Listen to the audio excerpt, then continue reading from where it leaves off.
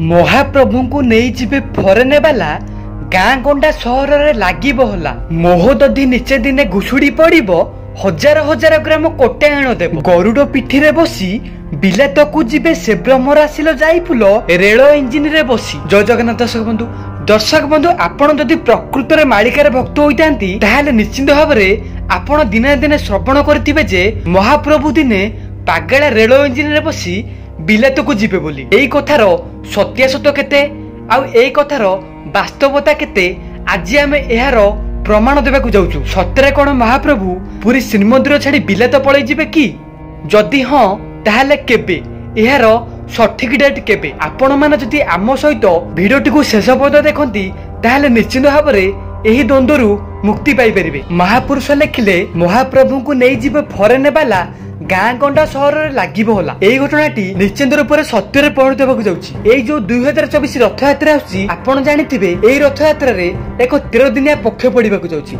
आमे आगुरु मध्ये कहितलु एई 13 दिनिया पक्षटी अत्यंत भयंकर होबाकु जाउछि।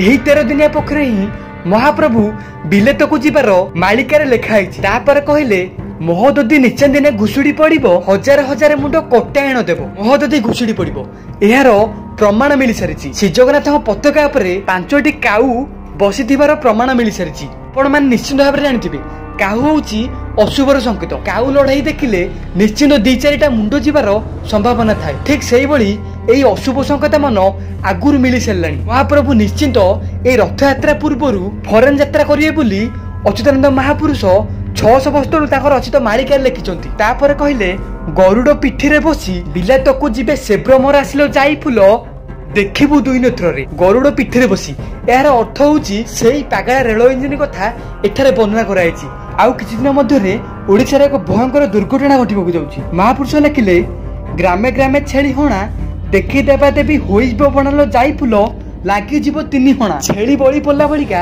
मनुष्य बळी पड़िबी। आगुरु आपण माने सुनिथिबे मनुष्य बळी दिया होतला एबे सेही परि भाबरे सहस्र मुंड कटिबाकु जाउछि। समस्त कंट्रोल हेबो कागज प्रति पालन हेबल जाई फुल टंका पैसा नथिबो। एई जो आजि कालीर मनुष्य टंका पैसा को नै कि गर्व देखु नै कि एई सब टंका पैसा दिने माटी रे बिसी जीवो मल्ला बेलकु केही हेले भी टंका पैसा धरि कि मशानी रे पोड़ा हुंतिनी। एई सब टंका पैसा केवल आम लोभ पई ही संचित करूचे। आमे माने सब हेले टंका लबी कुबेर टंका को जगी जगी कहीं आमर मृत्यु हो जे टंका को भोग करने कथा सी निश्चित भोग कर। खाली कली जुगर मोह मायर पड़ी मो भौणी मो भाई मो पुओ मो धन संपत्ति मोर सबू किंतु आपण माने मुंडरे पुरी दिंतु आपणकर किछि नु आपण सेही माटी जन्म होइतिले सेही माटी रे ही दिने पाउस होई जिवे। कल्प बटरे जे डाल मल्लांगो होइबो पूर्व भागरे लो जाई फुल ओसाने जीवंत थिबो। महापुरुष पुणी गोटे बड़ संकेत देले ए कल्पवट भांगी जिबा कथा। ए जो पूर्व भागरे थिबा कल्पवटटी संपूर्ण भाबे लोप पाई जिवो।